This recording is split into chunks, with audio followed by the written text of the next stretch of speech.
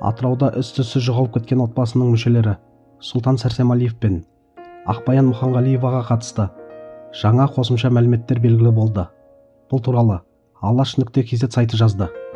Бұл туралы аталған істі зерттеу үшін өңірге барған журналист Жанат Молдашева Instagram парақшасында жариялаған видеосында айтты. Қазіргі уақытта журналист Атырау облысы Махамбет ауылында жүр. Ол жоғалып кеткен ерлі-зайыптының артында қалған балаларының жағдайын білу мақсатында жергілікті мекемелермен және жауапты сала өкілдерімен тілдескен. Өңірдегі білім саласына жауапты мамандардың мәліметінше, балалардың әлеуметтік және оқу жағдайы бақылауға алынған. Үлкен бала 3-ші сыныпта оқиды. Одан кейінгісі 2-ші сыныпта білім алып жүр. Екеуі де сабақтарына барып жүр.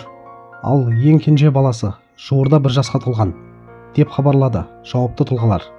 Мамандардың айтуынша, кәмелет жасына толмаған балалардың жағдайы қазір ерекше бақылауда. Олардың оқуын үзбеу, тұрмыстық және психологиялық қолдау көрсету мәселелері қарастырылып жатыр.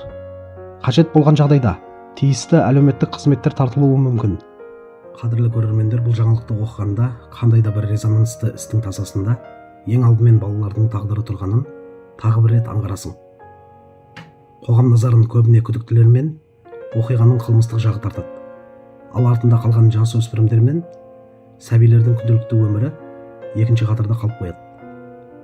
Сондықтан жауапты органдардың балалардың оқуын, тұрмысын, психологиялық жағдайын бақылауға алғаны дұрыс әрі қажет қадам деп ойлаймын. Мектеп жасындағы балалардың сабақтан қалмай, қалыпты режимде өмірін жалғастыруы олардың болашағы үшін өте маңызды. Сонымен бірге бұл жағдай әлеуметтік қолдаудың жүйелі болуы керектігін көрсетеді.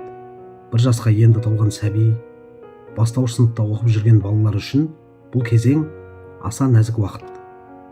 Мұнда тек материалдық емес, адами, психологиялық қолдауда шешуші рөл атқарады.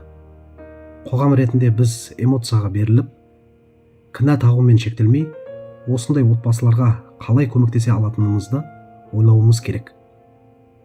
Балалардың қауіпсіздігі мен амандығы кез келген даулы жағдайдан жоғары тұратын құндылық.